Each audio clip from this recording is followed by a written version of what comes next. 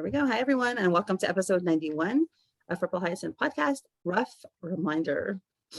Already sad, okay? And we're here with Fwoot and Neff. Hello. Hello. Okay, take it away, Neff. Okay, so the first panel we see is of a torch in a dimly lit stone hallway, and we see a person with a mask and a cloak, and we find out that it's Apostle IV, who's in charge of assassinations and espionage, which is very interesting because thus far we didn't, I'm not sure, maybe I forgot this, but I wasn't sure if it was already confirmed that the apostles were in charge of certain duties. Maybe they were. I believe it was confirmed that each apostle has their own domain, but I don't think we knew exactly what it was. For Apostle 4, this does make sense, as I believe it was Messenger number 4 that Kieran was reporting back to in episode 5 and some of the earlier chapters. Oh, that's a good catch. And he's the spy, so Yeah. right now at least. So we see Apostle 4 enter a room, and he says, "This is the 4th reporting in. Here are the spy reports on the 7th weapons operation. Another undeclared nitroglycerin import arrived successfully yesterday. Lloyd and Fleming's ensured its transfer to their usual hideout. They're only waiting on one more, this 14th. They'll likely launch their little insurrection soon after." Ha ha ha. Did the 7th really think we wouldn't notice? The traitors are falling like flies even within their own ranks. Before we go to the And next part, I wanted to stop here for a sec before we go to the next, because that's like a new person. This whole setting is so ominous. I mean, and like the gray stones, the torches, it looks like this castle, it's medieval, their costumes. I mean, everything about them is made to amplify the effect of anonymity and also secrecy and kind of like threat with that. It feels like a dungeon, right? yeah, Some sort of medieval dungeon. I think that because of the torch, there might have, I feel like it'd be of a complex underground base, because we found out in the previous episode that a lot of what goes on within the Phantom Scythe is literally underground. I'm not sure. I know there was this theory that we had on the Discord called the tunnel theory, and it was basically this theory that there are sprawling tunnels underneath Artalis, and that's how the Phantom Scythe moves around. Because the messenger, he just disappeared, and so people were like, what if there's underground tunnels? And I thought that if, in the case that this theory was true, the bombs would all be hidden underground and they would go off underground as well. And I believe what Neff, I think you were saying this, how Kieran said at one point that the Phantom Scythe works underground, and at first we thought that it meant it's supposed to, I believe in that scene it's supposed to mean that the criminal underground, so not necessarily actually underground, but the black I took market it literally. But I do think that it was foreshadowing for the literal, that there was something actually happening underground. What's interesting, Foo, I also took out the 2 Batman books, The Killing Joke and the Man Who Laughs. And the Man Who Laughs, the Batman joke, that's kind of what happens. Basically, the Joker gets these maps of the underground and the sewage, and he plans on poisoning the whole city through the sewage system. So, and he takes maps of the underground tunnels. So, I haven't read that one, so that's interesting. Yeah, so I was thinking that the bombs would go off underground, and then the city would literally just collapse in on itself, maybe. And then a while back, I also was like, hey, you know how Artalis is next to the ocean? What if Artalis flooded? So what if it just because the bombs went off and the city collapses, it goes below sea level, which allows the ocean to come in. And do you know what is right next to the ocean? The Royal Palace. Yeah, I think that theory makes perfect sense. and they just want to take the whole city down with them. So like at this point, they feel like they're just destructive. I don't really care. That could also kind of explain why a foreign nation would even assist the Phantom Scythe in the first place, because politically, you take down the world, you take down the country itself, you can salvage what's left of it if they're a political I enemy. don't think that, I feel like they're getting the nitroglycerin from like a private black market individual. I don't feel like it's above ground, like explicitly with the permission of whatever country they're getting it from, because these kinds of things seem like they're always underground. Yeah, I was wondering if it would be still underground, but still like a foreign black market contact. That's the vibe I got from that. But again, I could be wrong. There was this amazing theory from the Discord from the other day. I believe it was Savage who created it.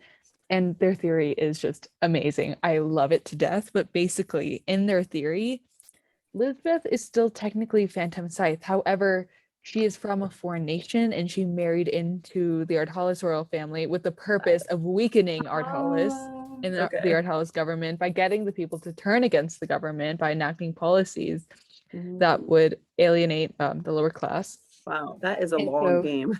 It is a very long game. I mean, she had a kid for this. So this kind of relates to what I read in The Man Who Laughs. So keep going.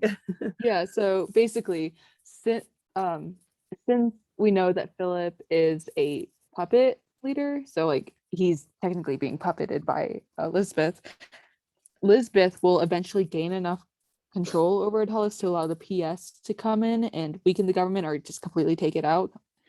And then the other government, the foreign nation government, will come in and sweep out the PS and take control of Ardhalis.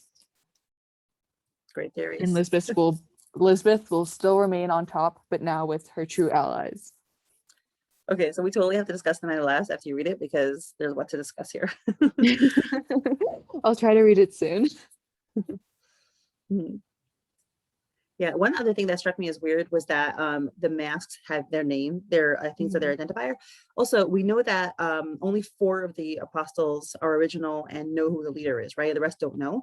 So I was wondering, like, okay, what's the need for pretense with these masks, right? Because besides for obviously for us as readers, right? But to hide their identity from us. But I was like, okay, if they know each other, why do they have to be all showy with these masks? And I realized that Apostle 4 may not be one of the originals, so the non-originals don't even know the leader, right? So we don't know which one of the 7 remaining apostles are the originals, right? Yeah, I think the only confirmation we have is that number 7 is an original.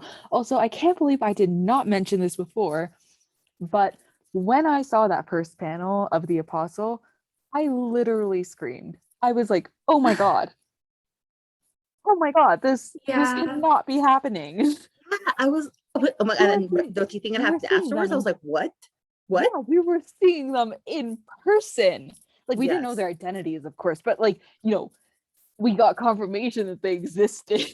Nothing a figment of someone's imagination. What they were doing, right? There's no speculation. We get to actually see what they're doing right now. And that was like, oh my god.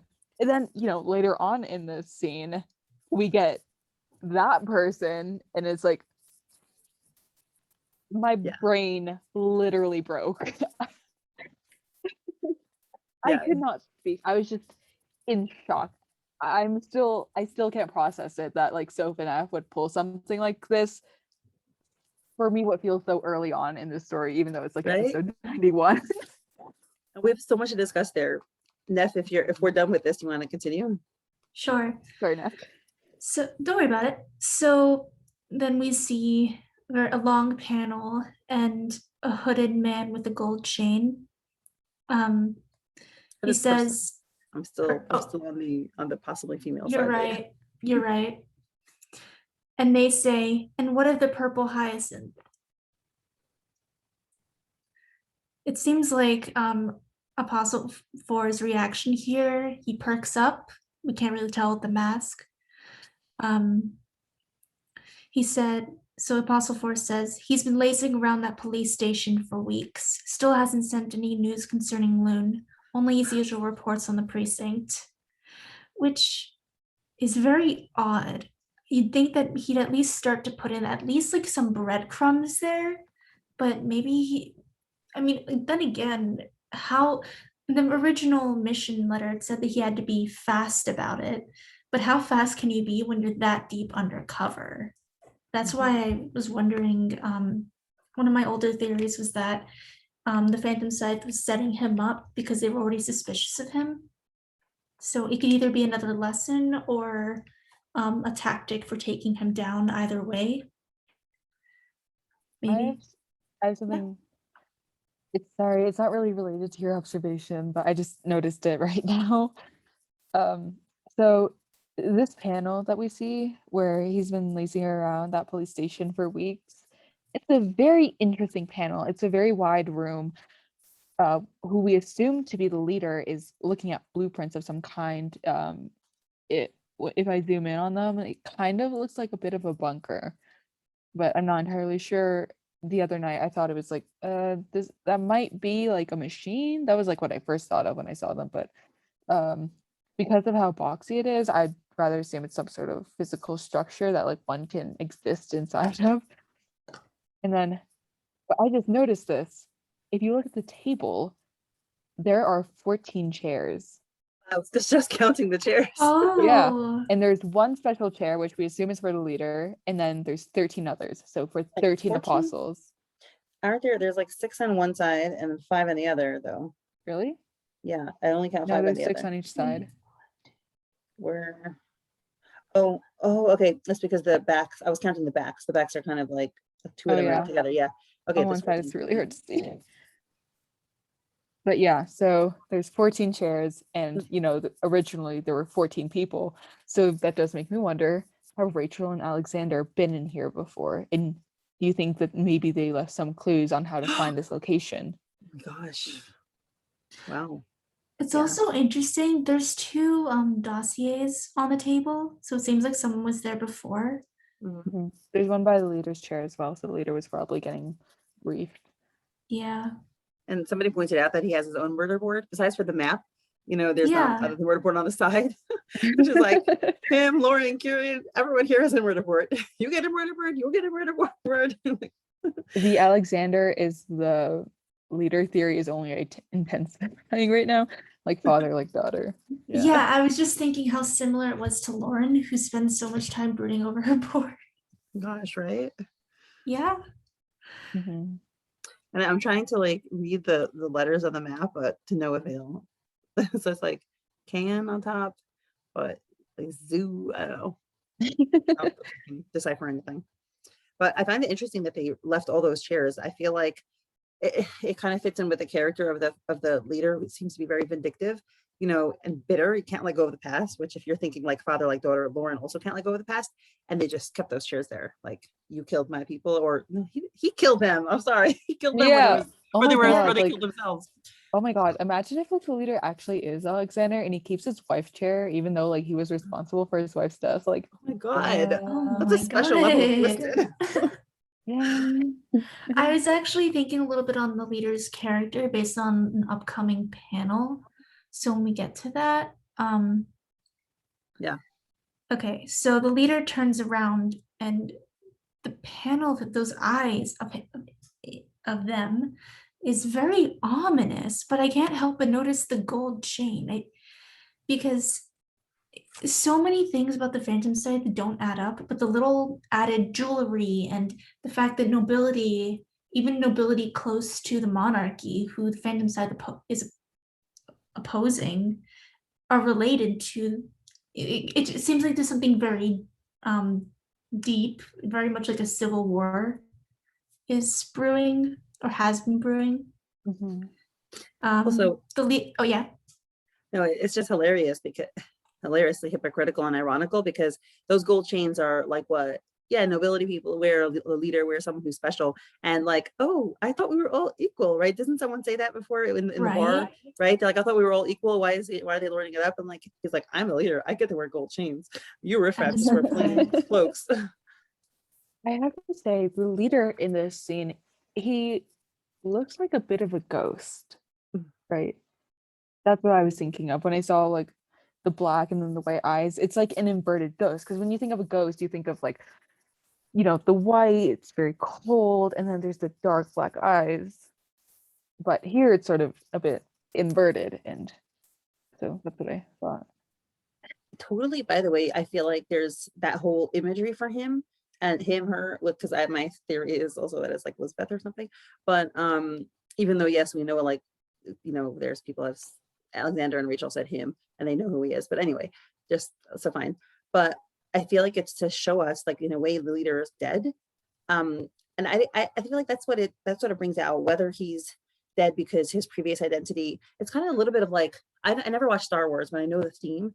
And Darth Vader, right? He was like reinvented. He was originally good and he had noble intentions, but then he somehow became bad. And I didn't watch this. I don't know exactly how it happened, but then his whole identity, he's in this mask. He's, you know, not like the same person he was. And I feel like it really reminds me of that whoever he used to be is not that anymore. And he's become so perverted and twisted and evil. And he's like tripped over his own ideals, and it's so far behind him. And now he's a totally different person. And he's kind of like a dead man walking around. That's the impression that I get of his imagery. You know, it's funny. Oh, I'm sorry. Sorry, you go now. I found it very interesting that you mentioned the leader. It really does seem like from the Snapdragon to the Phantom Scythe, that radicalization period, maybe the leader isn't the same. So maybe what you're saying about the gender switch, maybe it's an entirely different person who, because of what happened to the Snapdragon, rather than them having a personality switch due to and being a lot more radicalized and vindictive, they're it's just another person who wants to completely prevent that from ever happening again. That would be a twist. Yeah. So what I wanted to say is that, Mindy, you brought up Star Wars, and I'm not sure how well known this is, but I really like Star Wars. It's one of my favorite franchises, but I just want to say that the scene where Darth Vader goes from his human self of Anakin Skywalker, where he gets the mask put on in episode 3, that scene signifies rebirth for him, like death and rebirth, because he himself is dying, like Anakin Skywalker is dying, and he is being reborn as Darth Vader, who at this point is more machine than man. So interesting parallels. Like, I think Neff also brought it up. There was definitely some sort of rebirth here. Yeah, their costumes look very similar to me as well. And I forgot to say, I couldn't put my finger on what the leader was reminding me of, but I think it might have been the Grim Reaper. Because the leader kind of looks the most like the Phantom Scythe logo. Like, this is the most similar we've seen to the Phantom Scythe logo. Yes, the Phantom Scythe logo has a scythe and it has the hood, and so it kind of looks like the Grim Reaper. So, you know, maybe. Yeah, no, that's perfect. Yeah, that makes so much sense. It's like, I can't believe the Phantom Scythe pulled like a Kentucky Fried Chicken and just made like Colonel Sanders their mascot. That is the equivalent of what the Phantom Scythe did here. You know, it's like, I will be on that logo. I want to be on that branding. I want to see my face everywhere. Okay, we want to continue, because I'm sure we'll get more juicy details and analysis with more text. So this next panel, we get a full shot of the leader with those ghostly eyes and chain, and he says, then perhaps we should remind him what happens to those who ignore my orders. And my orders is italicized and bolded. So this is the point where I'm already freaking out. Right? Like, so no. I literally said, I'm like, no, don't torture Kieran already. This shows that confirmed. Huh? Sorry. I was going to say that it shows how much of a death grip the leader has on his assassins, and not even just his, like, honestly, more his assassins, the ones carrying out the dirtier work. He's vindictive, calculating, and unforgiving. And I was wondering if it was related to the events of the Snapdragon assassinations. I mean, I'll get to wait, sorry, I'll address that in just a minute. I just want to say quickly that the my orders line basically confirms for us that this is in fact the leader. And okay, so back to what Neff was saying. Yeah, maybe we should finish like all the panels with the leader. Yeah. Oh well, yeah, that's I it just actually. wanted to say It's that only like that's it. That's the And last more. panel. Sorry. Mhm. I definitely agree with what Neff said because the leader is a survivor and they've seen stuff, they've experienced stuff. They were based, we got in the party arc, we learned that, yeah, the leader was almost killed by the royals themselves. So it makes sense for him to like really have it out for them because Yeah. the royals tried to hurt him and the people he likely cared about when they were still a peaceful group, and experiences like that are enough to radicalize someone. So And you know what? I think maybe part of this story could be to show how different people react to the same kind of stimulus. Because the person that I'm thinking of is March. You know, we know something happened to March's wife. We don't know if she was killed by, like, if she was innocent and killed by, the criminals that he mentions, or if she was not part of them. But whatever it is, like his reaction seems to have been radically different than the leader because he remained moral and remained somebody who tries to do the right thing at all the time. And he didn't become bitter, he didn't become angry, he didn't flip a switch and go crazy. And I think it might be showing people different reactions to similar events. yeah, that's an amazing observation. I definitely agree. I would say that Purple Hyacinth is a study into people and how they react when faced with, I guess, I don't know what the word is, but when faced Great with an adversity. issue. Yeah, adversity. That is, yes, thank you. So I it is a was study in how people react when faced with adversity. And I think it is a bit of a cautionary tale of what not being able to move on and not being able to let go and just holding this bitterness in you and what that will do to you, because the leader obviously has not moved on. And so now he's doing terrible things and he is a terrible person. Lauren is also unable to move on, and although she's not gone full on PS leader, she has become obsessed with taking down the Phantom Scythe to a degree where it may almost be unhealthy. She's been putting her life at risk for this cause, and while that is noble, it does also raise the question, like, is it really worth it? Because it's not really safe, and yet she's still doing it because of how obsessed she is and how she's unable to move on. And then we have March, who seems like he's been able to move on. And the way he's been able to move on has been productive, and he's sharing his wisdom with others, and he's fighting for the cause in a just and moral way, in the best way he can. He's trying to be the best person he can still be, and he's not letting his past experiences stop him. Whereas with Lauren and the leader, I would kind of argue that their obsessions and their inability to move on has stunted them a bit. Yeah. Sorry, I'll wait till you're done. Sorry? So sorry, I interrupted you. So go on. Oh, that was it. Okay. So yeah, one of the words that really means a lot to me personally is called integration. And for me, what it means to me at least is that I know when I was younger, I was extremely disturbed by tragedies in the world to the point where I was not able to function. Like I was constantly thinking about genocide and poverty and abuse, and I was very depressed, and I was certainly not doing anything helpful, at that state. I mean, I was like, a young person as well. And I noticed that most people were indifferent to these issues. And I didn't like that either. I didn't want to be indifferent. But by being too obsessed, I wasn't being helpful either. So for me, one of the biggest things about growing up for me was integrating, and the integration where I was able to hold people's tragedies and the sadness of the world in my mind, and not to forget about it and not to push it down and, eat, drink, and be merry and forget about all the tragedy, but also to still live my life and be practical and take care of my needs, and to try in my small way, like March, to do something to help for the world, which is why I like March so much, because I feel like it's a very mature perspective, because most people don't have the time and resources to devote their whole life to helping others, because then they just don't have the money. Like, you need to support yourself.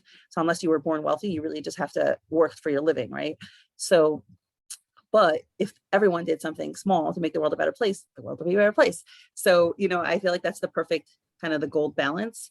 You know, you can't, not to be too obsessed, but not to forget about the pain and suffering either. So for me, that's integration. And I feel like people like Lauren maybe haven't integrated it, and the leader haven't, but someone like March has. That's such an amazing perspective, and such a profound one as well. And another, like, we both like March for this. What March does is, instead of letting his experiences stop him or stump him, what he does is he takes the tragedies in his life and he uses them to motivate himself to be a better person, to help his community to the best of his ability. Well, yeah, he's not ending poverty, because that is not possible for one person to do that. He is trying to make the most positive impact that he can as a person to his community and the people around him. Because, you know, we're not superheroes. We can't save the earth as one person, but what we can do is make small positive differences to our communities and to the people we care about, and even to the people that we maybe dislike, because you know, we just have to use our experiences to learn and grow and push forward. Yeah, that's beautiful. So Mr. Leader here does not take that path, because he's about to go torture our darling. And the apostle is like, what? Sorry, I shouldn't be laughing. Kieran's about to get hurt. No. Yeah, and he, you know, it's interesting. He also uses all the for someone who doesn't want, like, who wants an egalitarian organization, he sure demands a lot of, like, you know, fealty, because he's, you know, the messenger bows to him. And he's like, my messenger's already on it. Sorry, the apostle bows to him. I mean, he's just taking the exact same trappings of the royalty and just repeating it in his own organization. It begs the question of what he actually wants in the long run. I think he also wants revenge at this point. I think he's crazed by his desire for revenge. What more? What's keeping the people around him, who are also powerful, loyal to this one person? So who is he? Yeah, but I think that's how like nefarious organizations work. Unfortunately, we have like so many models from history and the present. Like, well, you know, dictatorial governments operate on fear, and, you know, obviously, like, yeah, there's tons of regular people and more than people in power, but there's such a strong system in place of fear and punishment, and nobody, like, if you don't have a concerted effort to all stand against it, everyone's afraid because you're only one person.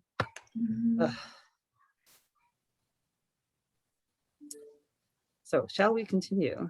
And Fwoot, you're gonna be able to do this part, because you were right. That's another thing I said as I was reading. All along, I was like, well, we don't have enough information, you know, and now somebody is a jackass. So. I would definitely say the same about him. Like, you know, this reptile guy, you know, I wouldn't mind if he, like, jumped into a frozen lake and just let the water freeze over. Like, you know, that'd be so exciting to watch or read. So but his character design, though, it's incredible. Oh my god, yes, stunning. I need his hair there, I should say there, because we don't technically know. I need their they're stunning. They're just beyond stunning. I mean, it feels horrible to say it, but they're stunning. They're very feminine, I will say. Like, they got the earrings, the long hair. He reminds me a bit of Viscount Druid from Black Butler, and I know that some parts of Black Butler were used as inspiration. So maybe that's a little bit something there. I'm not sure if you guys saw, but I got top comment again on this episode. And I wasn't even trying. I was just saying, like, my thought. It was completely accidental. But I basically said, when we thought Apostle 7 was going to be Steph and Tristan or Dawkins, but really it's the blonde guy from Castlevania.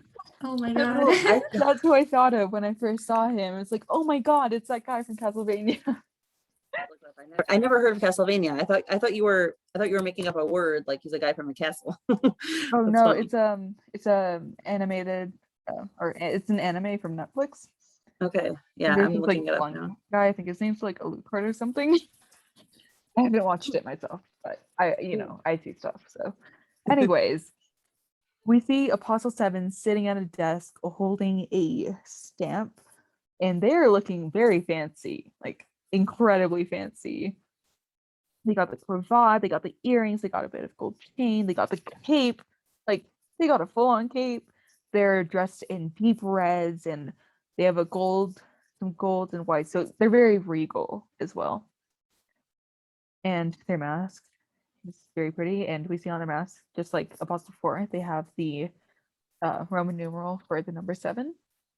Mhm. And the masks also have these like swirly designs on them. They're not just utilitarian. They're also like for beauty, I guess. They're very ornate. I love the Apostle mask. Like, oh my god, they're gorgeous. I think Apostle 7 should turn away from a life of crime and become a fashion designer. What do y'all think? Become a model. Yes. And merch ideas right here. Look, A7 is pulling off those fits. So in the next panel, we see that Apostle 7 is in an office. They've got a ton of books. And honestly, I wouldn't be surprised if there's like a door behind one of them, because the way that the light falls on it kind of makes like one part of the bookshelf stand out. It kind of looks like a door to me. That's it. Yeah, secret tunnels. Yeah, that's a requirement in all mystery novels. Mm-hmm. So, oh wait, what? It is a door. It is a secret door. Yeah. Oh my god, I didn't even notice that. Wait, oh, because Bella comes out of there? Yeah, and you see it. Oh my god, I didn't notice either. Wait, okay, that's hilarious. Okay, so this is like what, the third panel in this scene. I got it, and I was like, oh, I'm looking at this panel. It's like, and studying it. It's like, oh hey, the way that light falls on the bookshelf is kind of weird. Then I scroll down a bit to like so I can summarize the next few panels, and I realized that it actually opens. And I'm like, wait a minute, that's hilarious. I did not see this earlier. Yeah, I saw this in like second read through. I'm like, ooh, that's really cool. Anyway, so Apostle 7 is stamping something when one of the bookshelves opened. A secret doorway, and they say, finally, I was starting to think you forgot about our rendezvous. And they turn over to see who's entering. And we hear a clack, high heels, and then they say Bella, and then the bookshelf closes behind them, or behind her, and she's wearing the same outfit from her confrontation with Darcy. And so Bella says, not look happy by the come way. all the way here instead of just sending your messenger and expect me to be on time. And she's walking towards him, and do you think? But we technically don't know. But I think it's like Redcliffe, though. I'm sorry. Sorry, you're gonna. Do you think she was actually late for that reason? I think she was lying. Yeah, I think that's a very interesting thing to put in there. Yeah, I think she's trying to avoid it, especially because of what we see them say. Yeah. Later on. So maybe Bella, maybe we could talk about this later. I think Bella maybe has something under her sleeve that she's not, that we don't know about, that she doesn't tell anyone else about. Yeah. Could be. She does not look happy to be here. Oh yeah. So pretty somber, like, but still very expressionless. She's trying to stay as neutral as possible, to show no emotion. So A7 says, "That's awfully rude. Aren't you happy to see me?" And Bella leans over the desk and says, "I'm seeing you too often since I started doing shows again. Why are you wearing that mask, 7th?" And she says 7th with the quotations as if she knows their actual name. And now you can say who you think it is. Mm-hmm. Yeah, I think it's Redcliffe. Yeah, definitely makes sense based on this and what he said afterwards too. it's either Redcliffe, Athena, or Josephine. And I'm leaning more towards Redcliffe because Bella and Redcliffe have that personal relationship where he took her off the streets. And Athena is probably a little bit too young to be an original apostle. Like, if I had to guess, she's probably around Bella's age. And I don't see like, a 14-year-old orchestrating a terrorist attack. Like, that's just not realistic. And also, he's in this super posh office that looks like it belongs to him. And if he was Viscount Redcliffe, that would make sense. Mm-hmm. But yeah, I was also thinking it might be Josephine because she has those long locks, long golden locks. And I do think that Josephine is an apostle. Mm-hmm. But yeah, maybe Josephine. Like, I don't understand how she'd be upright because she's supposedly sick. So it wouldn't make sense for her to be here. So that leaves Redcliffe as our main suspect. Unless she's very good at like disguising herself and appearing sick and running back and forth with nobody noticing her, or maybe Stefan really is in on this. Who knows? Probably not. I want to believe in Josephine, but then she's pulling this Raphael shit on Will. She's not actually sick. Anyways, so sorry, Mindy, did I interrupt you? Yeah, continue. Oh, sorry.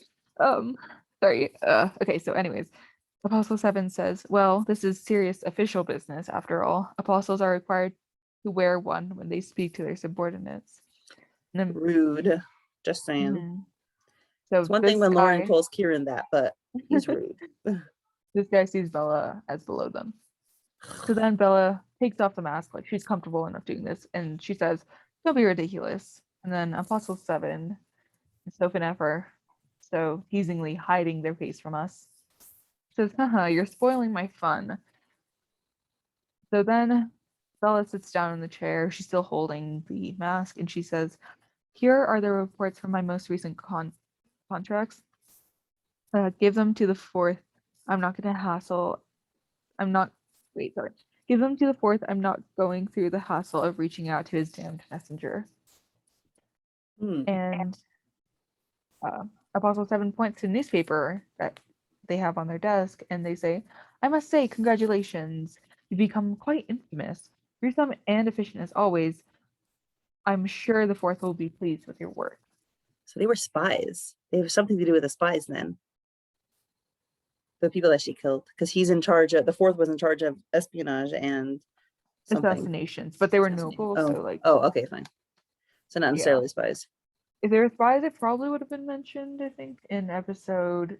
Right, and the police knew about it. Yeah. 80. Yeah. Can I just point out? It really seems like Bella is mirroring Apostle 7. The way they talk to each other, the way they present themselves, their body language. We see with Bella, and this is kind of hinted at, like the way she came in about her being late. That's like based off her character, what we've seen of her so far, with how ambitious she is and how on top of things and how collected. That is not like her. So for her to be here where this person has a special relation to her and has power over her due to being superior at least, and also the outfit colors, I feel like that's something important to pay attention to, because it'll show up again later in the next part of the episode. But it really does seem like, I feel like Bella dresses herself up and puts on the jewelry and the gilded knives, and all of that is due to her mirroring a powerful figure like Apostle 7. That's where she gets her strength from, rather than being, sneaky and raid-like and kind of like the purple hyacinth. This is how she's strong on her own. So it's more than femme fatale. I also theorized that her lavishness and her extravagance is to make up for what she didn't have as a child.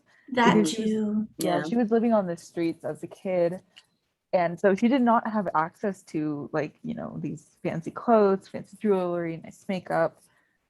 But now that she does have the ability to have and the access to these resources, she's making the most of it. She's trying to do what she wasn't able to do as a child. And I do think that, if we follow this theme with Bella, maybe we'll end up to the part where she does what she wasn't able to do as an adolescent, which was break free of Redcliffe's abuse. Yeah, that's why I'm hoping she has a plan under her sleeve. I'm hoping she'll turn to be the ultimate spy, because right now she's spying for the leader, spying on the 7th. But I'm hoping she'll maybe team up with Kieran and Lauren and be like the ultimate double coat. Yeah, I can see Darcy teaming up with Lauren and Kieran or teaming up with Lauren and Soleil, because Darcy, she's pretty intelligent. She was able to pick up on what Lauren was doing in episode 87, and because later in this chapter it seems like she's not Phantom Scythe, I can see her aiding the cause, and then Bella will be the last one to join, and she will be the one who needs convincing our team to take down those MFs. Yeah. So then Bella says, "Of course, do I ever disappoint?" And she's looking fabulous. And I believe Soph did post this panel to her story. Yeah. And damn, Bella's looking great. So then it's Bella. She's holding the mask and she says, "Oh, by the way, we received the delivery yesterday. Our last 2 players are still sticking to the plan like obedient pawns. I think neither Flemings nor Elvira will surprise us." These 2 have been now spoken about like completely disrespectfully by both, Bella and the Apostle VII and Apostle IV leader. Like the small people, the small fry are like treated like bugs in the Phantom Scythe. They're totally useless. The second they, they're ridiculed while they're being of service, and the second they're not useful anymore, they're disposed of. I mean, it's just complete disregard for human life. I'm a bit confused by this. Are Flemings and Elvira, are they spies for the leader too, or no? I think they're just working for the 7th, getting nitroglyceride. Yeah. Elvira was the glass factory owner, right? Okay. Okay, so then Apostle VII says, "Splendid. Only a few more weeks before we can reclaim what's ours. Isn't that exciting?" What does he mean by reclaim what's ours? That's how he perceives his grand plan to blow things up. Like, I will reclaim what's ours by blowing it up. It's very weird. And maybe what ours as in Bella? What is Bella in it for? I think he's using the royal we. I think by ours he means like our society. But I don't understand. Well, I guess this is why I'm not a terrorist. Maybe Apostle VII, because Apostle VII has been vying for power this entire time. Yeah. So maybe Apostle VII was cheated out of the leader position when they were deciding who is the next leader. Just realized I can connect it to that. That's why I have to discuss it with y'all. God. Yeah. Mindy. Well, I was thinking you look like you had like an epiphany, like a massive epiphany, like you literally saw the beyond. I think I'm a little tinfoily at this point, because that's why I think there's so many things that I'm like, I don't know what to connect to what, because there's like, it could be different people. But anyway, read it, okay? I was thinking, I at this point, like, I'm doubting myself now, because apparently there's a connection to the man who laughs, but he's just a Viscount, right? So does that mean that, isn't that one of the lower ranks? You have to be awarded that. It's not something, I mean, can it really go through heritage? I believe Viscount is pretty low. Title, because with the money that he got off child labor. So okay, maybe it does seem to be pretty low. I mean, yeah, that's what I was wondering, if maybe he wants to be higher up in the monarchy, if not the king. Because also, isn't it strange that he seems even more regal than the Hawks family? Like, they don't need there was a quote from one of the previous episodes, either an episode or 2 ago, and it was about how only the Secret Service, it was between Dakin and Tristan. Dakin said that only the Secret Service, the king, or the monarchy, and the Hawks family was aware of the I think the assassination against the Snapdragon. And that means the Hawks family is really high up there. So I'm wondering if, along with whatever's going with Stephen Hawks, if this is Redcliffe, if there is something going on with between them two, and if this is really just an elaborate scheme for power or shifting the monarchy. I mean, at the time, I believe Stephen Hawks was the police officer, like the chief of police. So it would make sense for him to know about the Orion massacre because it would have been the police who were sent out to do the massacre itself, probably. Mm. Or no, it would have been the Secret Service, but Oh yeah. it makes sense that the chief of police would be in on it because, it's like it would be police business, sort of. Yeah, but I can totally see power struggles being like a major theme in this whole story. So. So then Bella, she's spinning the mask on her finger and she says, "Putting the city through fire and blood. Extremely. I am bored out of my mind these days." And, Seems like a cover up to me. Yeah. Like Mirroring a mask for her feelings. Oh yeah. Ooh, she's playing with the mask. Oh, I like that. Nice. I like that. Good symbolism. Yeah. Wait, what was the symbolism? Bella is playing with the mask.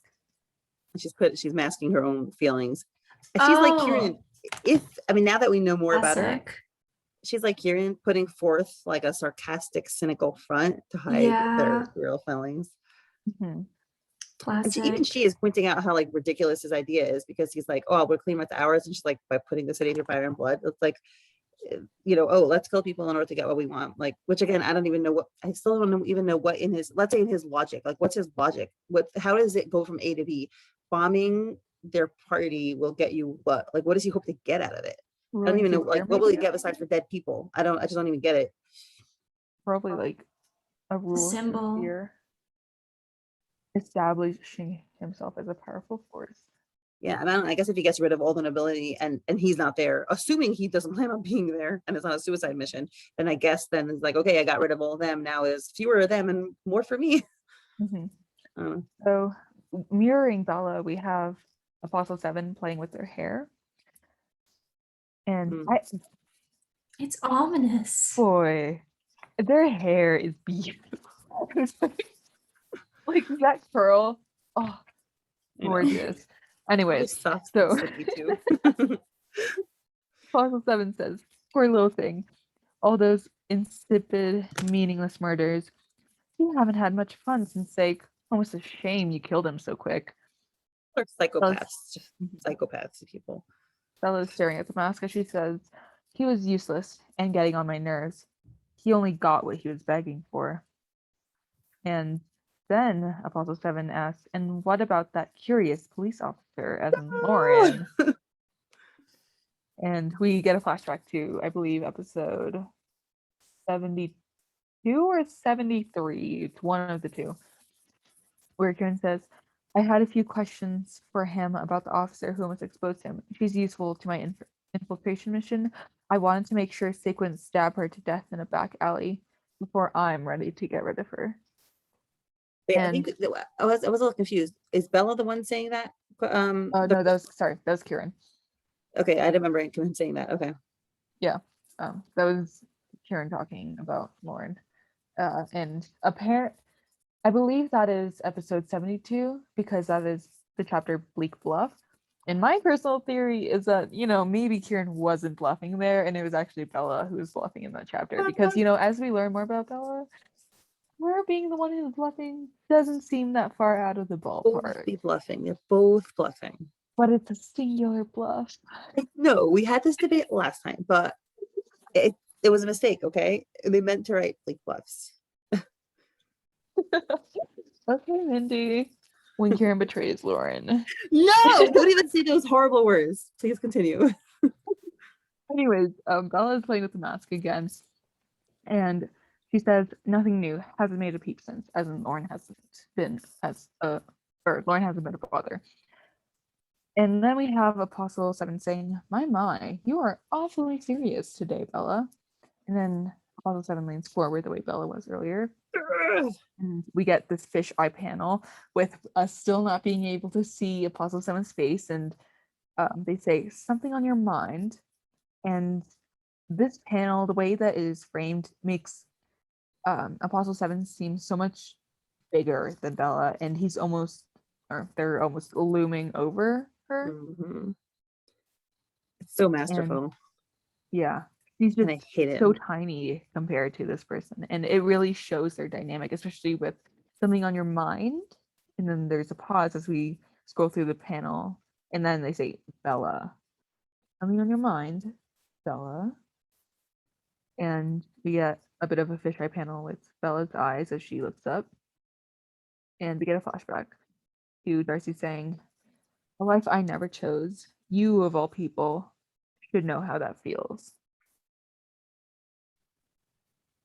And Bella acknowledges and says absolutely nothing. And then Apostle VII says, great, it would have been a shame if that girl upset you again. Our good old messenger let me know she visited you yesterday. And angry when I read this. So nasty. Nasty, disgusting. Apostle VII makes me want to hurl. Also, if Apostle VII touches Darcy, I will personally throw him into the pits of hell. Please do. I'm all for the angst. Blonde hair along in there. It does make you wonder though, like, if Apostle VII knows about Darcy, then the Phantom Scythe has to know about Loon and Kieran being in Loon. Like, there's no possible way they don't. I mean, Lauren has been to Kieran's apartment, what, 2 times? 3 times? Somewhere around there. She's been there a couple times. And the PS, as we learned in the last chapter, knows where Kieran lives. So, like, it's odd to know that he's working with her. Which goes back to that theory of somebody protecting her within the Phantom Scythe, which would make sense. Yeah. Maybe there's this whole crazy master plan. That was also your theory, right? But I don't know if it's exactly that way, but like, yeah, maybe there's people pulling strings in ways that we don't understand yet. And so, to Apostle VII bringing up Darcy, Bella panics a bit. We see it in her eyes. And then Apostle VII reaches over and grabs her chin, or sort of like rests his hand at her chin and says, you aren't still mad at me over her, I hope. You know it was for your own good. Emotions will only, and then sorry, I'm pretty sure this is Redcliffe, so I keep using he, but I should probably use they. And then they brush Bella's cheek with their hand and says, emotions will only get you killed, Bella. I taught you better than that. And then they clutch and sort of grab her chin or her jaw, and they say, they will only make you lose your spark. And you know I have no use for dead matches. The way he's holding her face is just bitch ass mother. Disgusting. It's just filthy.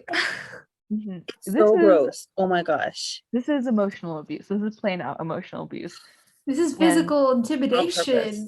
Full on. And now I'm wondering, like, what kind of relationship do you have with her? Because that is like inappropriate. I don't know. I assume it's just intimidation, but it also has the sexual component, which is freaking me out. My friend was theorizing that was exactly the case, that there was something sexual going on there. And, it could be. It really could be. We do know that crazy evil.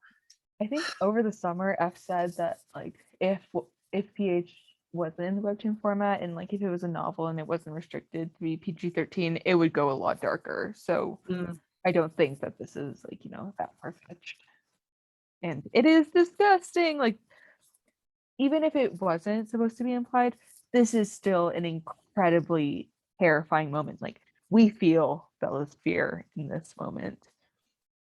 I wonder if she's Crossing afraid fingers. or just resigned to it, because you're imagine you're Bella, you've killed people, you've seen who knows what, and at this point, is it fear or is it more like resignation, if that's the right word for it, or just Emptiness?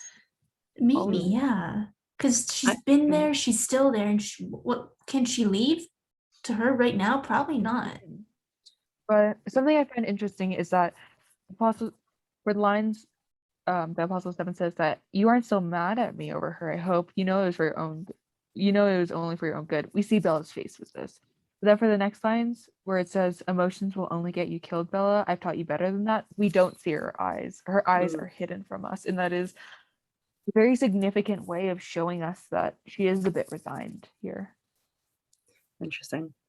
Yeah, and now we know that whatever happened between her and Bella and Darcy, clearly this person, Apostle 7, thought it was distracting to her and doesn't want her to have happiness. I mean, it sounds like they were in a romantic relationship, and he was like, I can't have her forming attachments. She will be distracted from her mission. She will be distracted from doing her work, and sent her away or whatever.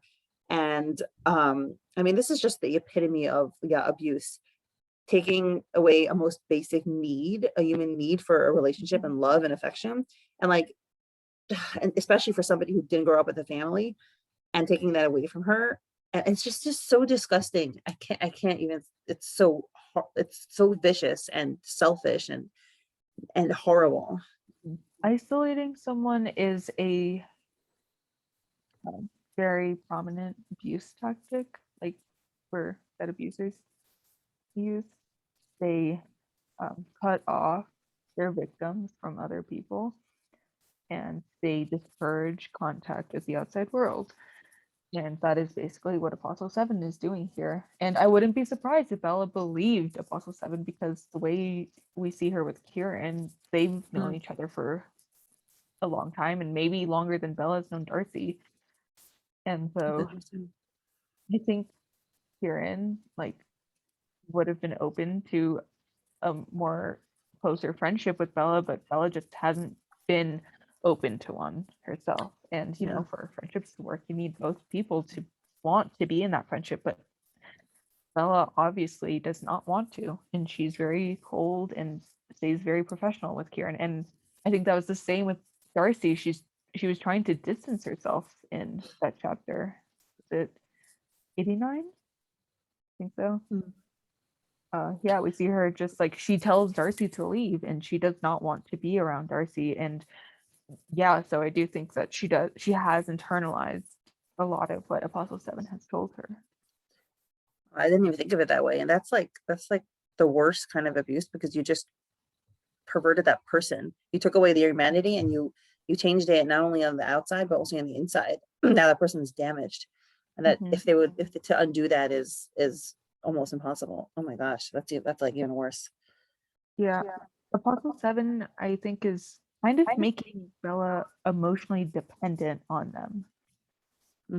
And that is just because they're threatening Darcy. It's obvious that Bella doesn't want to be around Kieran, and so Apostle 7 is in a way making himself the only person that Bella has. Yeah. And It seems like that is a straight up abuse tactic.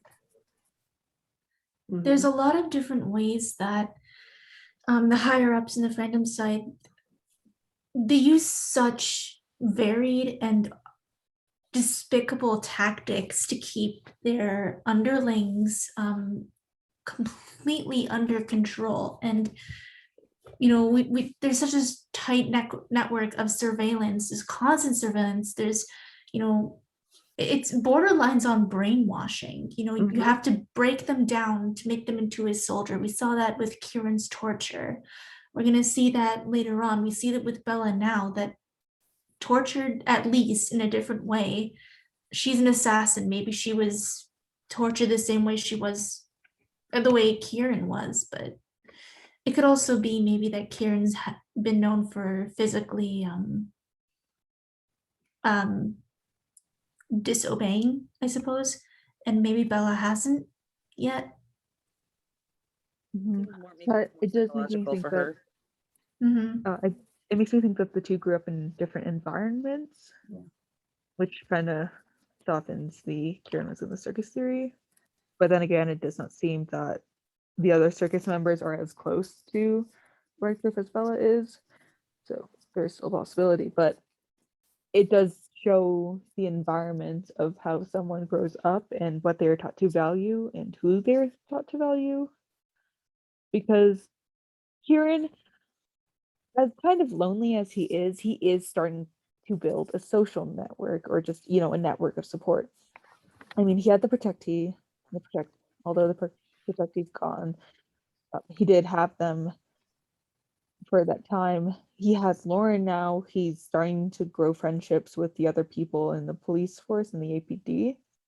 But Bella essentially has no one. The one person who Kieran doesn't even try to really reach out to her much. And the one person who did show up for Bella kind of just for Bella, she probably perceived that that person just wanted to use her. And that is probably how she sees everyone in the world, just using her for their own gain, even Apostle VII.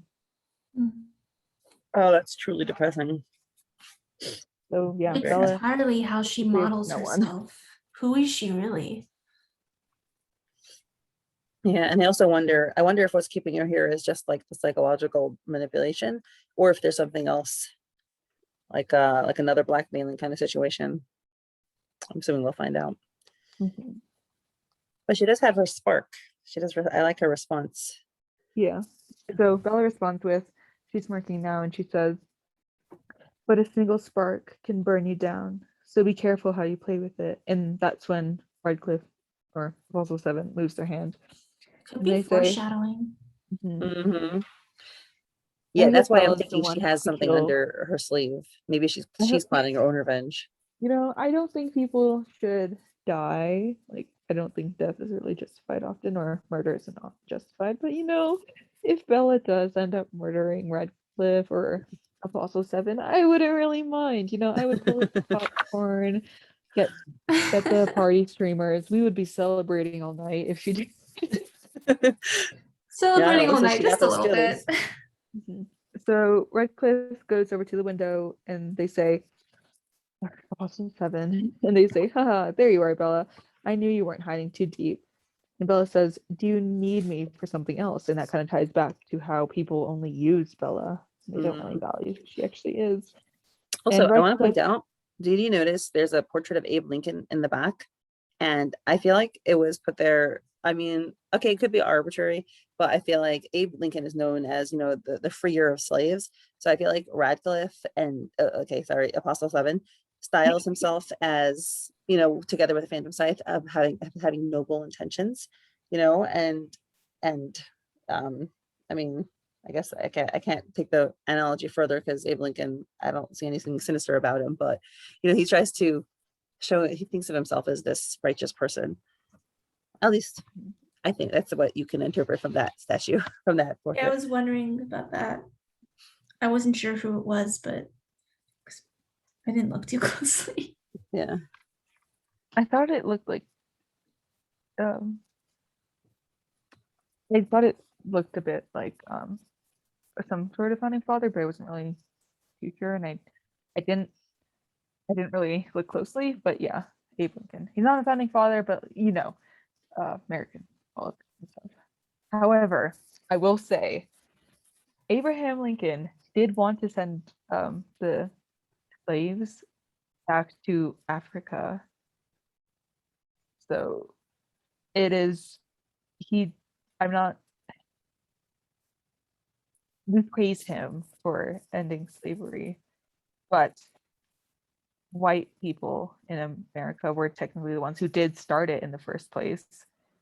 And Slavery is a super ancient institution. But anyway. they did carry it into America. They didn't invent slavery, of course, but the white race was the race who sort of they did use racism as a way to make whites seem superior and as an excuse to make the British Black colonizers. people. Yeah, as a way to make it seem more justifiable for Black people to become slaves, or to be slaves, and for slavery to seem more just. So yeah, a little bit nugget of history, I guess. But yeah, Lincoln wanted to send slaves back to Africa. He did not want them in America. So I guess that kind of could also reflect on Redcliffe. Like, he sees himself as, like, this great person for doing what he did and for supposedly helping these people, but really really what he did was just for his own benefit. What Lincoln did was for his own political, to reflect on the political times. If I have my history right. But anyways, so Redcliffe is looking out the window, or Apostle VII. Apostle VII is looking out the window, and they say, "I received a new mission for you this morning, Bella.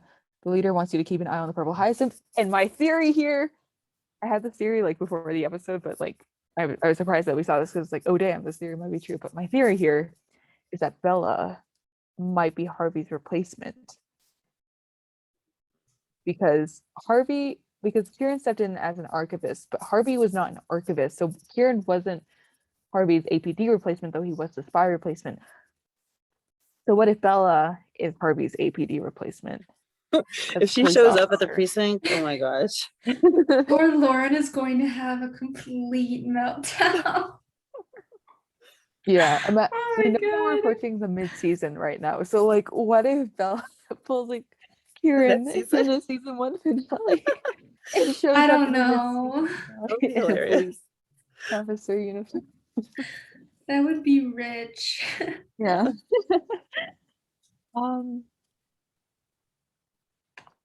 Oh. Hmm. Oh, okay, that's interesting. Okay. I think I just realized something. Okay. So I'm looking at this window panel and I'm trying to figure out where Apostle VII is.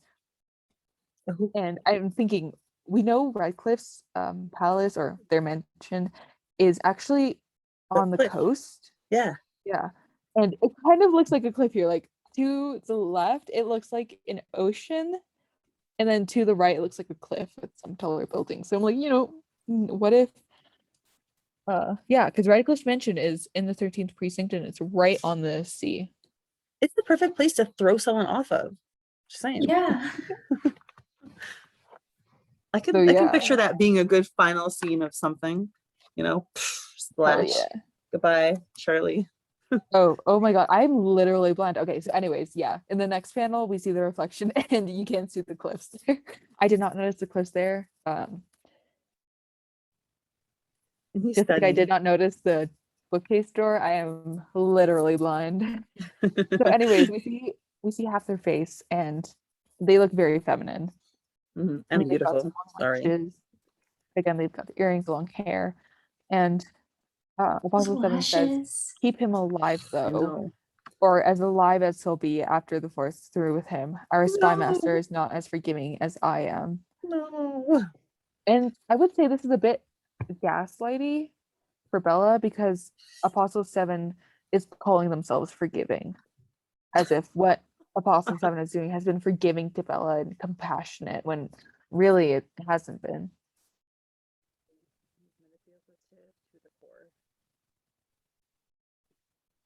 He does remind me a lot of Josephine, by the way, in this panel. Yeah. Maybe they're related. Yeah, that's what I was thinking. Like, what if Josephine Redcliffe, maybe the sister of Viscount Redcliffe? Okay. Yeah. It'd be very. And Bella frowns when she hears this, which makes me think she does care for Kieran. But yeah, this is probably Redcliffe, because Redcliffe's mansion is on the sea, and this does seem to be on the sea as well. I'm so blind for not noticing there was cliffs before. That is completely on me. Oh wait, so it's Redcliffe, probably named after, that would be. So yeah, it's red over there. But also Fleming's coat had something red on it, right?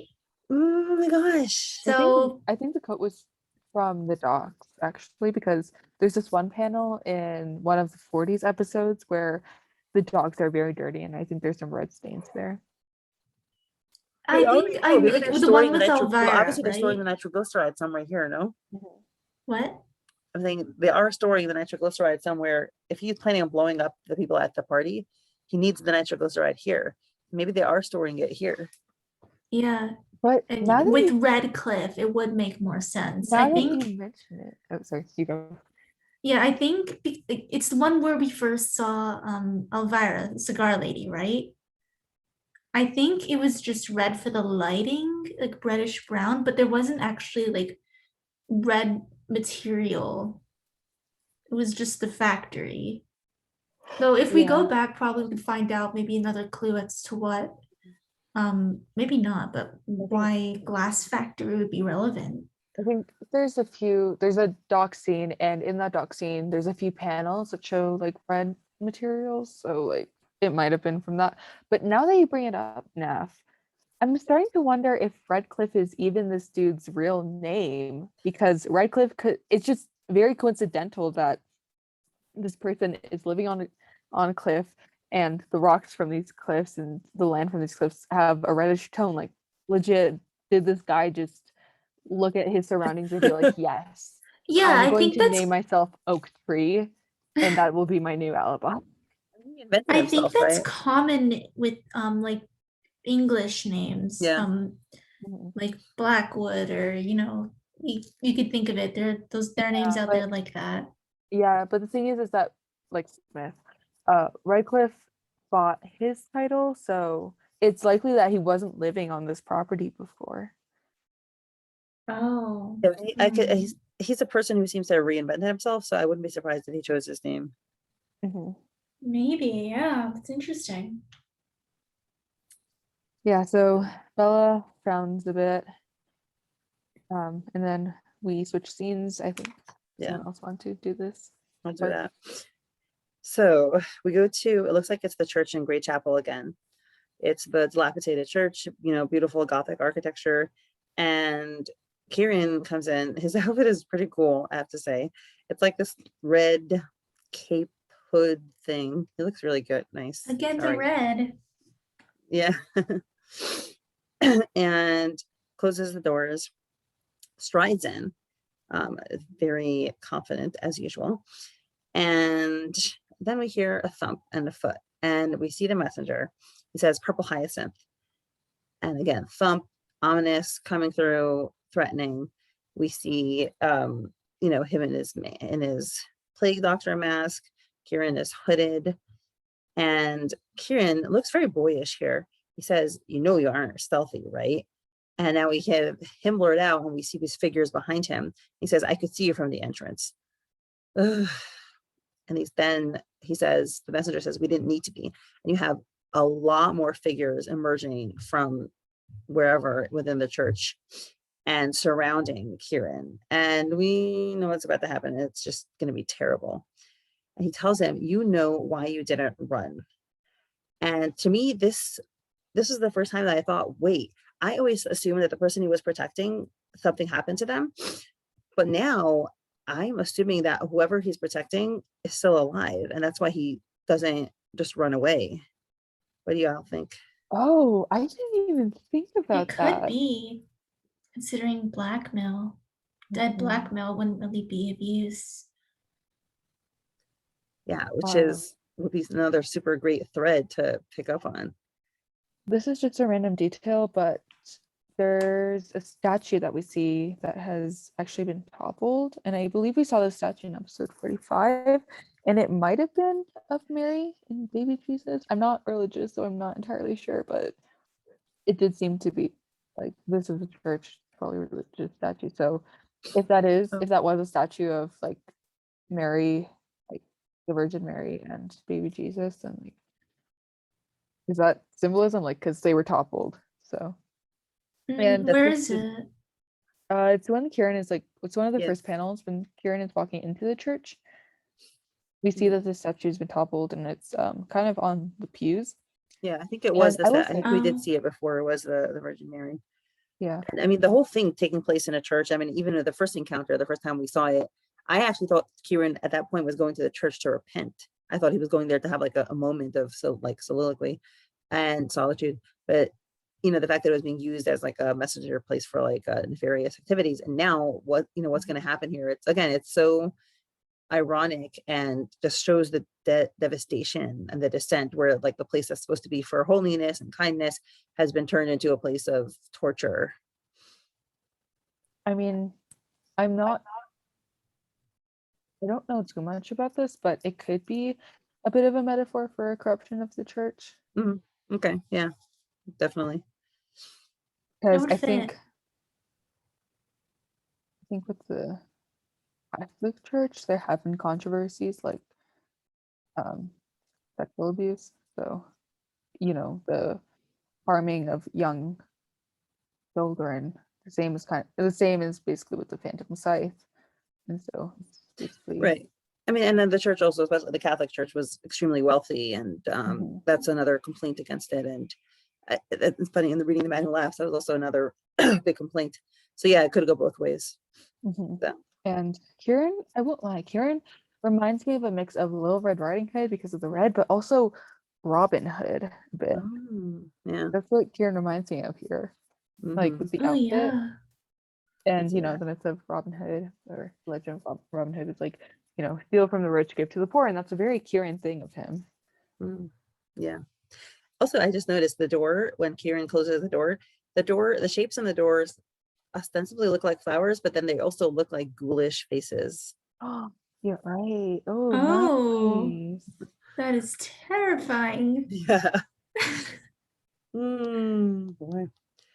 Anywho, so he tells him this, right? And so he threatens him, which I think is another blackmail. And at this point, we have a person, actually all of them. It's this amazing image of Kieran standing in the middle of like 1, 2, 3, 4, 5, 6 people, just all descending on him. Amazing shot. And the perspective. Oh yeah, gorgeous. This episode had a bunch of really interesting perspectives that we hadn't had before. And then you see a panel of him looking up, and it kind of also reminds me of him being with angel wings. Does that also look like angel wings to you? Oh yeah, I can see that, like both sides. And the panel is from the perspective of one of his attackers. I feel like it looks more like a phantom, because you see the hooded person and the draping cloak. To me, it looks more like that. Okay. Well, I'm gonna prefer to see my little angel boy. So he does look pretty young and childlike here. And what I'm amazed at is his equanimity in the face of so much. And he starts to take them down. Like, he's clearly very skilled. He dodges one, grabs the other one. There's this fight scene. He manages to overpower quite a few, and just be completely calm. They're grabbing him from behind, choking him. They're punching him. He does cough, but then he manages to crack with their fingers. It looks like crack one of their fingers, and it says crush, crack, and he's like, oops, and smiles. So he still has that attitude, and he does manage to flip them over and get them away from him, most of them, which is again incredible that he can do that with so many people overpowering him. But then somebody takes a wooden board and smashes it across his back, it looks like. And Ouch. there's this, what? Ouch. Yeah. And there's a shot of him, the impact, his mouth is open, his eyes are blurred out. So clearly it's something that was painful and overpowering. And then he sinks down to his knees, doom, thump, and he's grabbed, and his hands are grabbed behind him. And, you see him, and his head is down. And you see him through the feet of the messenger, which again is like a very power pose. So he looks defeated here, but then his attitude is irrepressible. He smirks and he says, did the leader finally decide to get rid of me? And, it's very sad on one hand that, he has to do this and he has to put forth that show, but it's also very admirable, no matter what. Like, I have a feeling like he'll just go down smiling. I don't want him to die, but like, I know if he dies, he'll go down smirking. It's very reminiscent of early season 1 Kieran. The scene. Yeah. Mhm. Like that's what I thought. It's like it's basically we're seeing Kieran running across the rooftops, and it's like episode 2 again. This is what it is. We're seeing that Kieran again. And the Yeah. panel where he's struck by the board, I just want to say that's like a neat detail, and it's very realistic that he would get hit by a board, because the church, we know that this church is in Greychapel and it's in disrepair. It would make sense that there's like, Mm. random wooden boards lying around. I mean, we just saw the statue was toppled. And Yeah. then the panel where it's just white behind him, it signifies blinding pain. Because like when you think of like blinding pain, or just you think of like white, it's just so bright that you can't even see. And so that's Right. nice. Nerve damage. Nice.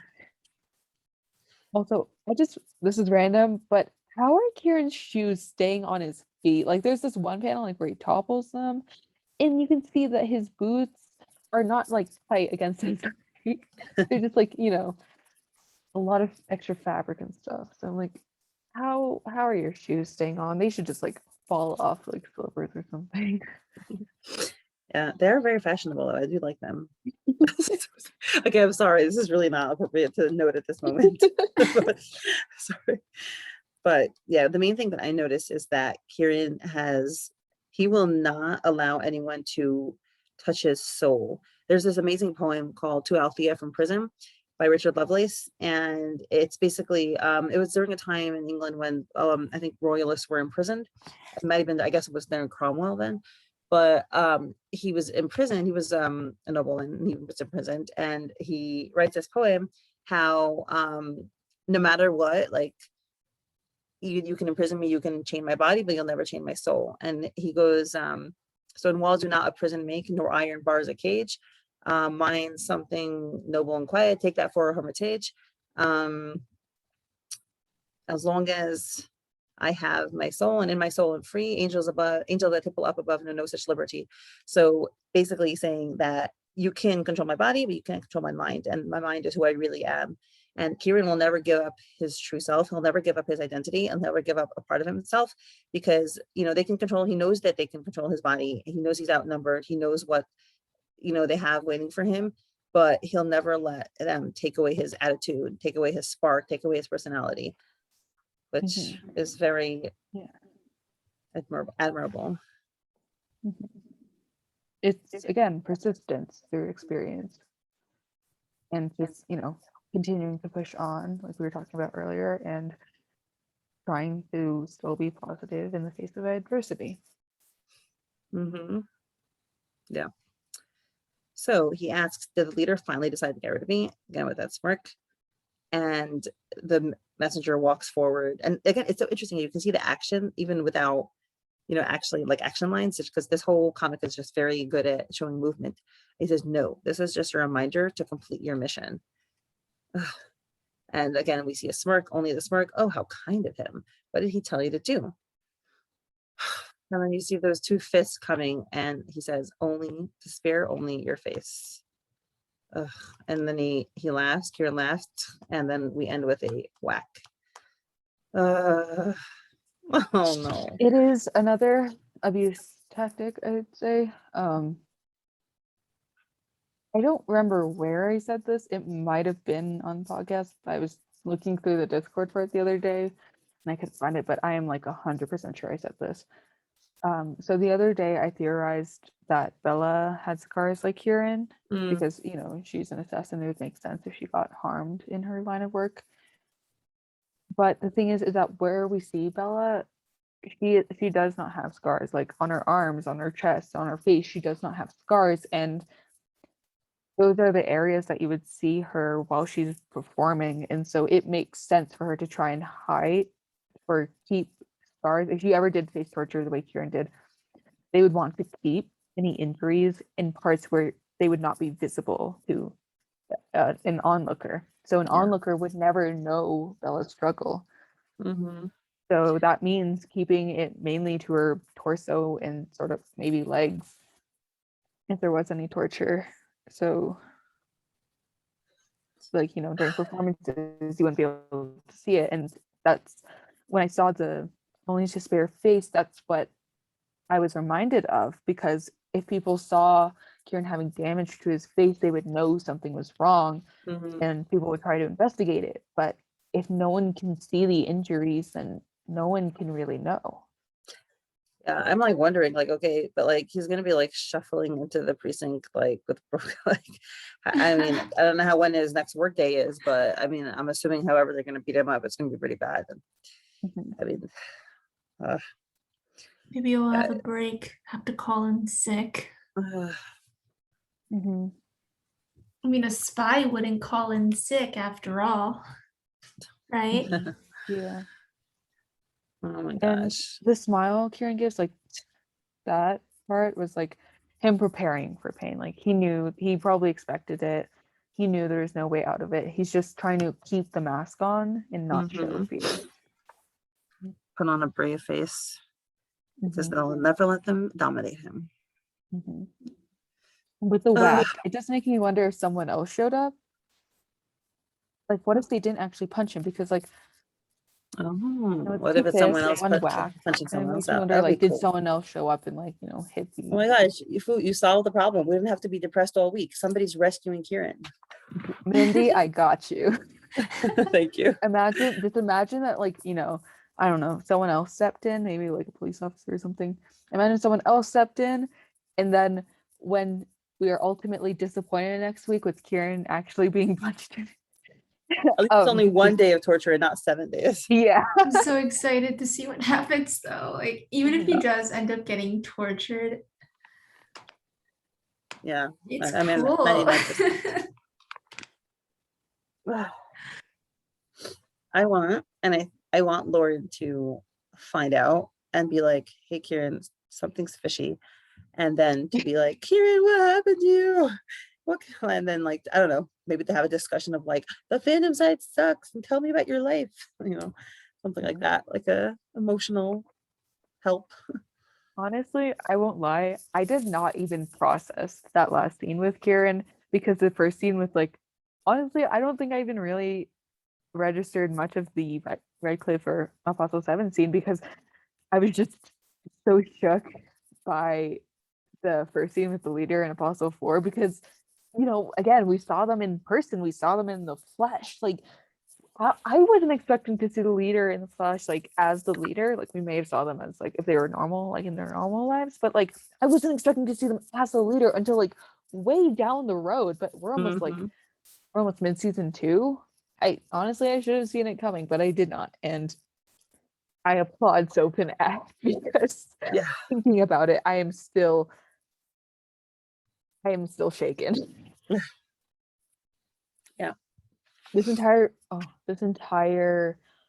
chapter was such a beautiful chapter, and it definitely dealt with a lot of darker themes, but they are important themes to address, especially in a story like this. And there's a lot of parallels between Bella and Kieran. Well, Bella does not, maybe she does not face the physical abuse that Kieran does. She still faces emotional abuse. And while Kieran may face less emotional abuse, he still deals with the physical abuse. And I say Kieran dealing with less emotional abuse, we don't actually know, because we know so little about him. He may have faced the same thing, but right now, Kieran does not have this same relationship, or a relationship on parallel as to Bella in Apostle VII. So it is a little bit tricky to tell. It's kind of also, I think, is more interesting story-wise if each character has a different situation. But they both parallel each other, and I find it kind of interesting because they've had such a similar experience with the Phantom Scythe, and they both are able, I would say, to sort of understand the other's struggle in the Phantom Scythe and wanting more and not wanting this life. But they are unable to connect. They are unable to maintain a healthy friendship, and they kind of just they keep it professional, and that's a bit tragic. Yes. Yeah. Right. On top of all the other suffering, they can't even commiserate. So, Neff, what are your concluding thoughts on this episode? I'd say that I think that we really see more into Bella and Kieran's situation. I mean, we got like, there was just so much information, like the surface level, and then there's like mid-tier information, and there's even more on the beyond that. And I'm just excited. Like things are I don't we're approaching mid-season finale, but things are ratcheting up so much, and it's making me really excited for what's to come. Oh yeah. Oh yeah. I am so hyped. And Yeah. we're still on the incline. The roller coaster is still going up. Yeah. And we're gonna be on this incline for a while. Yeah. Fine with me. Yeah. I mean, for me, like the big takeaway from here was just how cruel the Phantom Scythe was. And I know Fwoot, you had a whole long thing about it, and I don't know if you said all your thoughts since then. And honestly, also, I think we do, and I want to close out the episode, but it was just so clear how they trapped everyone in just the most horrible of ways. Yeah. So it was pretty sickening. It links to other episodes, to like little bits of little bits of what we've seen. Like we've seen it from Stan, or we've seen it from Kieran's flashbacks. It's really all starting to fall into place. And it's so satisfying watching this all happen. Like, I don't mean this like what's happening to Kieran and Bella, like that's obviously horrible, but No, I watching find the that puzzle satisfying. pieces fall into place, that's what I mean. Like watching Yeah. everything come together, it's just magnificent. Soph and F, they are brilliant storytellers. And They really are so talented. Again, this chapter is just another epitome of their work, and they're able to convey emotion, their ability to convey themes and story and character, and to show that not everything is as surface level as we think. Because think back to season 1, Bella. We probably never would have imagined her in the position that she is right now back then. I predicted it. Really? Yeah. Oh, nice. I did. I thought she was just a flat evil character. I saw her outfit, and I knew immediately from the way she carried herself that something more was going on there. I didn't like the Redcliffe thing or Apostle VII. I didn't, obviously not that part, but I did predict that she was modeling herself after someone. Like there was something more to it. Nice. Pretty good. And after this chapter, it's been kind of implied that Apostle VII will end up being the big bad and not the leader, but I can genuinely see Bella becoming the big bad for a brief period of time. Like she becomes the ultimate antagonist, and not because she's necessarily a bad person, but because as tragic as it is, when she's a victim. She's a victim of abuse, and which is why I want her to have a good ending, but I do think it will be very hard for her in the future. And I do think it is possible for her to become an antagonist, but like a major antagonist. But I think through support from people and getting a network of support, she will sort of like not become the antagonist. She'll become a hero. Because when it wouldn't be a very powerful story if we ended up with the abuse victim getting killed. In particular, if it was by the hand of their abuser or by the hand of someone that should have been their friend. That wouldn't be a very powerful story. In fact, it would be a very sickening story. So I do hope that Bella gets a happy ending, because that would just be immensely powerful for if there are people who have dealt with abuse reading this. It is light at the end of the tunnel, but it also has to show a solution to it. And I think that the solution that will be presented for Bella is finding friendship and finding support and finding people who care about you, because there are obviously people who do care about Bella, but it's a question of, is she willing to let them in? I feel like the dynamic, if she and Loon were to team up, would be positively perfect. Yeah, they would literally Along with Kim and Will, honestly, all of them teaming up, because two people plus minus Sandman, who may or may not make it to the end of the month. um, I feel like it would just be very, very cool to see, because they're all so different. They have such diverse backgrounds, and that would just be very interesting. Yeah. Look, we are going to have Kieran and Lauren as Loon. We'll have Kim and Will as Soleil, and then we'll have Darcy and Bella as a tool. That would be awesome. All right. Well, thank you so much for joining me. This was an amazing episode, as always, to cover, and wonderful discussion, as always. Thank you so much. Thank you for having Thank us. you for having us. These discussions are always so fun, and I love recording these podcasts. Yeah, me too. Same here. So many theories. So many observations. There were so many theories and so many observations in this episode. It was packed with details. Yeah, it was so fun. Yeah, thank you so much. Have a wonderful night. I will see y'all soon. Yeah, sleep well. Night. Thanks. Good night. Night.